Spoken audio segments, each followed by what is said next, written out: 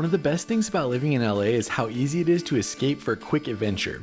A 1-hour flight later and we're in San Francisco, standing in a city full of hills, bridges, and world-famous views. It's the kind of trip you can pull off without much planning, but it feels like a completely different world. Stick around to see how we explore the city's biggest highlights in less than 12 hours, along with timestamps for everything that we saw. We arrived early to LAX, grabbed parking in the short-term lot, and we were through security and ready to board within 30 minutes.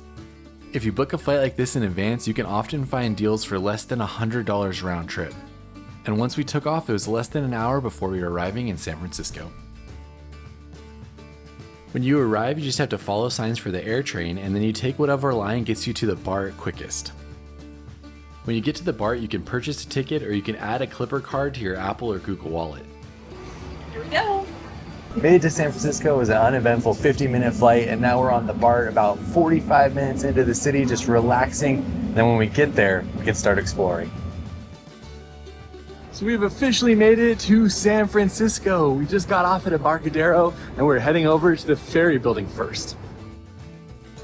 The Ferry Building was opened in 1898 and was the main transportation hub before bridges connected the Bay Area. At its peak in the 1930s, over 50,000 commuters passed through it daily. One of the most interesting facts about it is that it survived both of the city's major earthquakes, making it one of the most resilient landmarks in San Francisco. In 2003, it went through a massive restoration and became the vibrant public market that it is today, with all sorts of shops, restaurants, and things to do. San Francisco actually has a trash person, and you show your trash and it tells you what to put inside. I guess it's not a trash person, it's trash AI. Put my lens cap in the recycle. You can also walk on the outside of the Ferry Building and look out over the water, or you can just do what we did and head to one of my favorite coffee shops, Blue Bottle Coffee. Thank you. Like and subscribe. Yeah, exactly. Starting the day with some coffee and empanadas. It smells so good. Spinach, cheese, and bacon. Oh yeah. Gotta get the sauce to go with it too. Chimichurri sauce. This is a good start to our day in San Francisco. So there's not a lot to do in the Ferry Building, and there's a few shops. Mostly it's just food, but it is a great place to get food, especially ice cream and coffee. That's the two things that I go there for.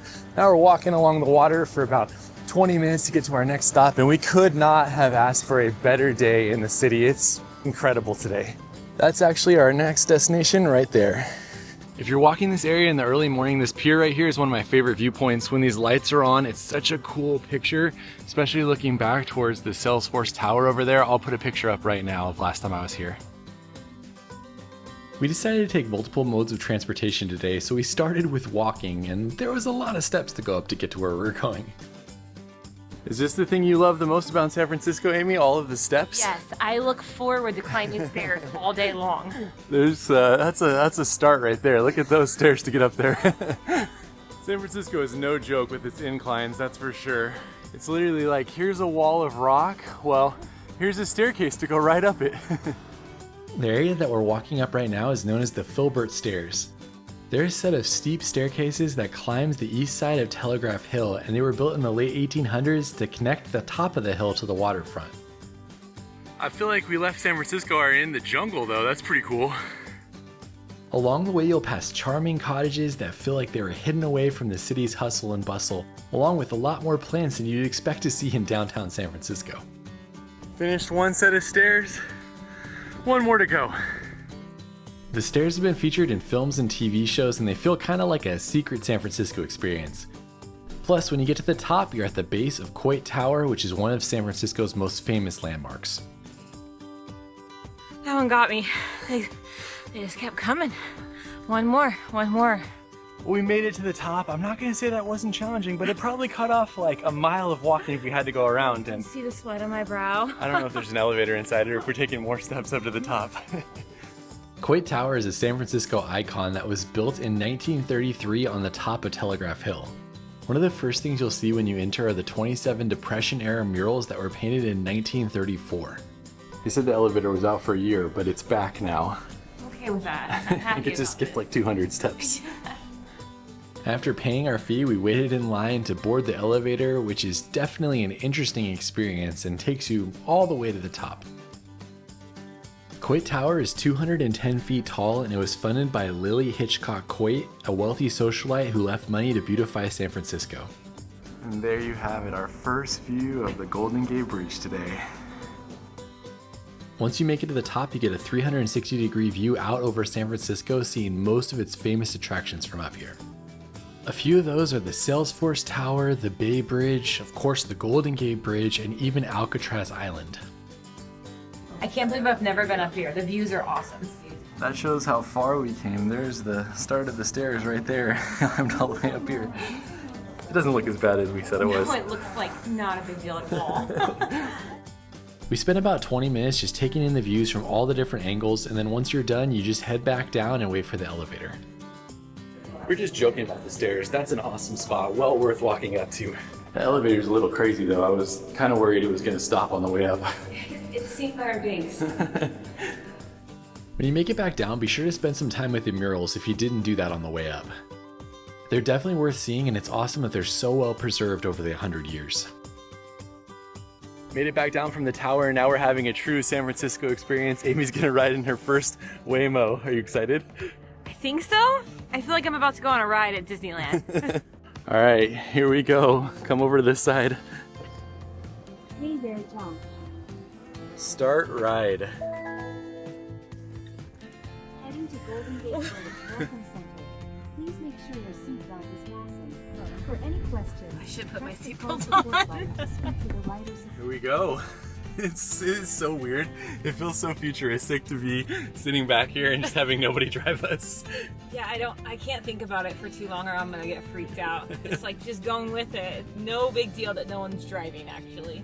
I've ridden in one of these before in the Scottsdale video, which you can see up here, but Amy has never ridden in one before, so this is a new experience for her. Let us know in the comments if you guys would ride in one or not. If you want to do this, there's only a couple cities in the United States where you can do this, and you have to download the Waymo app and then call it like you would call an Uber. This is really fun, but it's also so weird to see like everything that's happening and there is no one in control of the car right now. It's just like, put my hands up, Jesus, take the wheel. The Waymo decided to take us through the Presidio, and I'm not complaining, it's beautiful, but I have no idea why it went this way, as we could have saved like 7 minutes by just staying on the freeway and getting right off. It was nice to take a drive through the Presidio and to see everybody enjoying the sunny weather, and maybe it had something to do with where I put our end location to be. Literally a three-way stop, and the Waymo just pulled over right here and blocked all the traffic to let us out, and it didn't even, we have to walk over there. The highlight of that though was everybody just staring at us in the Waymo while we were getting out, like we had chosen to get out right there. Had no control over that. Overall, I think that's a pretty cool experience. I could see that coming to more cities. I like it. What'd you think? Yeah, after a while I forgot that no one was driving and I felt really safe. I think it's cool. And check it out, Golden Gate Bridge. Next up on our tour of San Francisco is the Golden Gate Bridge Welcome Center, which opened in 2012, making it the first permanent visitor center at the bridge. I think this is the best place to go to if you're trying to see the bridge quickly, as it has some of the best views of the bridge and you can walk onto it if you're interested. For us though, we just walked out to the viewpoint and took it in with all the other tourists. I can't even tell you how many times I've seen the Golden Gate Bridge, but it never gets less cool. It is always so impressive to see that. There's lots of different viewpoints here for the Golden Gate Bridge, which was opened in 1937 after 4 years of construction. At one point in time, it was the longest suspension bridge in the world, spanning 4,200 feet. In case you want to, you can actually walk out on it, you can walk all the way across it, but we've already done that in a different video, so I'll link that up here. It's cool though. We only stayed here for about 20 minutes as we've seen the bridge many times, but if you've never seen it before, you should definitely plan on spending a good amount of time here. Since it was such a nice day, we decided we were just going to do the 2-mile walk all the way to Palace of Fine Arts. From here it's mostly downhill and you get some great views, but then when we saw some people taking some scooters, we figured that's probably a more fun way to do it. We secured our scooters. Luckily there were some Lime scooters waiting for us at the bottom of the hill, and I have to say this is a much better way to explore the Crissy Field area. Since I don't live in a big city, I don't get to do this too often, and every time I get the chance, I take it because it is a lot of fun. How do you beat this scootering with the Golden Gate Bridge in view? Honestly, this is a great place to get some views of the Golden Gate Bridge as it looks massive from this vantage point. Since we had the scooters and weren't walking, we headed out to another place I love in this part of San Francisco that's known as the Wave Organ. Are you enjoying your Lime experience? It is a very nice change of pace from the walking and stairs we've been doing. From the Wave Organ, you get great views of the Golden Gate Bridge, and you get to see this cool acoustic sculpture that was built on the jetty overlooking the San Francisco Bay. It was created in 1986 and it was made from recycled materials. It features 25 PVC and concrete pipes that extend out into the water, and then as the waves and tides move, the pipes amplify the sound, creating some sort of musical tones. There wasn't a lot going on when we were there, but here's a little bit of how it sounds.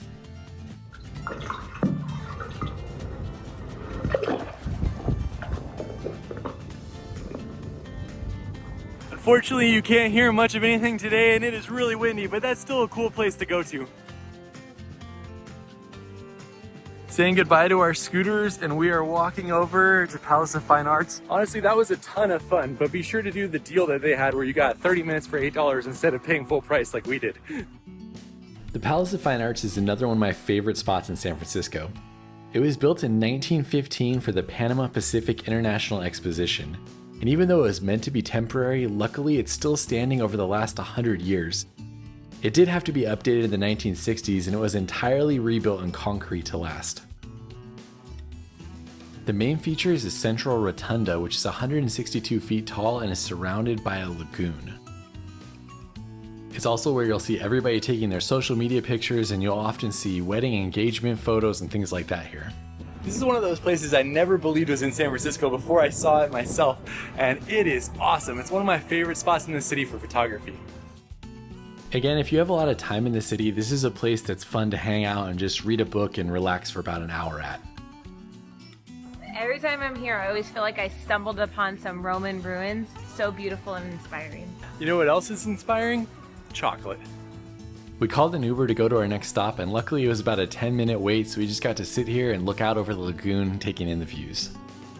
And then from there it was over to Ghirardelli Square. It's been many years since I've been here, but I was sad to learn that they no longer give you the free samples when you walk in. Even without the free sample, Ghirardelli has been a San Francisco mainstay for over 100 years. And it's still worth a visit just for the history alone. Oh, that's the chocolate wall back there, and the sign says this is the largest flowing chocolate wall in the United States. Why not? And that's the original G right there. Of course, the main thing that people get here now are the crazy ice cream sundaes that they have. So Amy told me she doesn't want any, but she's already picked her spoon up, so I don't know what that means. Well, I would have to say it's past lunchtime, so I am hungry. I've done 12,000 steps today. It's a good opportunity to have a world-famous hot fudge sundae. That is really good. I mean, look at it. It's like gooey fudge, awesome ice cream, and I'm really hungry. They don't give out free chocolate anymore, so this is the free, technically, chocolate we get. I really like that chocolate. Caramel is always so good. My turn, though. That hot fudge is where it's at. I will say, though, this is an $18 ice cream. I would pay for that every, 5 years, but that's about it. $18 ice cream. I had to blink twice at that one. Hot fudge is really good, though. After finishing our ice cream, we took the opportunity to walk through the store and grab some chocolate for the kids. Caramel waffle cone. And then we went outside to explore the brick building that dates back to the late 1800s with that famous sign that you've seen in every San Francisco movie. $18 is absolutely too much for that sundae. However, I enjoyed it a lot. A couple more stops before we head back. From here, we decided to walk all the way to Fisherman's Wharf. If it's open when you go, check out the San Francisco Maritime National Historic Park along the way. And then, of course, Fisherman's Wharf is a tourist area of San Francisco, a place that people either love or hate. So Fisherman's Wharf is definitely not my vibe at all, but I do love this place is known as Musee Mecanique, and it's definitely my favorite spot in Fisherman's Wharf. I go here every chance I get, and you can even see my dad and I visiting here in the Pacific Coast Highway video. It has more than 300 antique game machines, many that can be played for only a quarter. This is always my favorite. Apparently it terrified children back in the 40s, so it can still terrify adults today. I'm sorry if you get nightmares after this.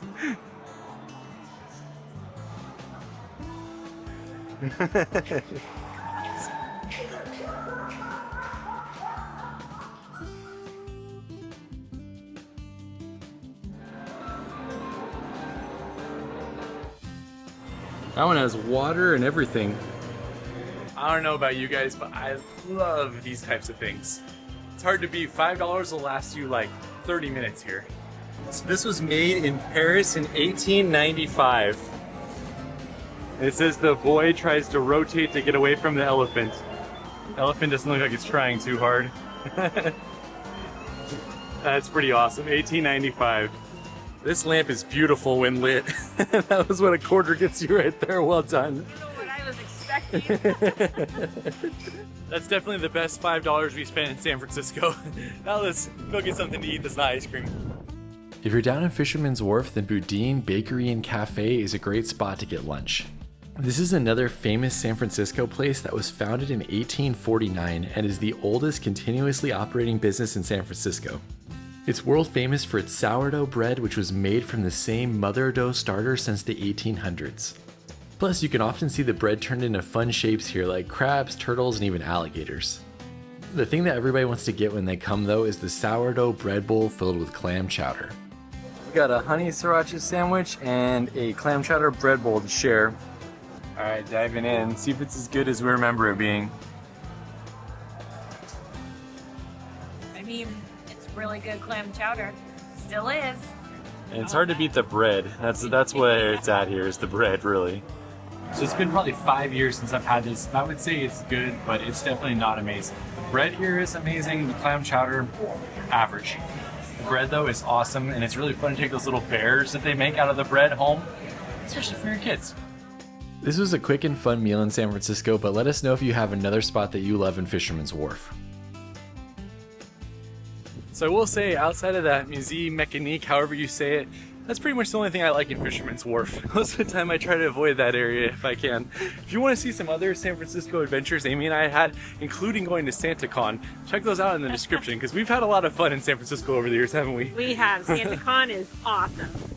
For our last order of business on our San Francisco day trip, we wanted to take one more different type of transportation, and that was the cable cars. The cable cars were established in 1873, and they've been an icon in San Francisco since then. They're actually the world's last manually operated cable car system.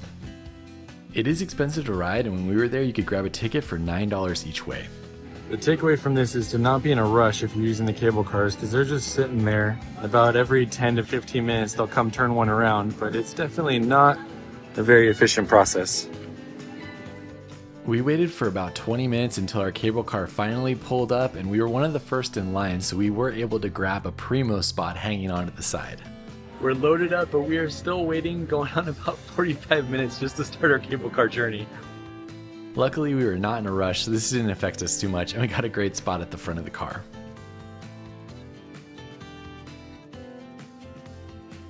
This is wild. Look at that car right next to me as I'm holding on to the side. It's such an iconic San Francisco experience though. This is cool. This is worth the flight by itself. At its peak, there were 23 cable car lines in the city, and today only 3 remain. The most popular is the Powell Hyde line, but we did the Powell Mason this time. The cable car system was declared a National Historic Landmark in 1964, and they say about 7 million people ride them a year. Note that the cable cars stop and pick people up along the way, so if you're with 2 people and you want to stand along the edge, the easiest way to do that is to have one person sit down and one person stand, and then switch halfway through. I don't think I've actually ever done this because I'm always sitting inside so that you can stand on the outside and film.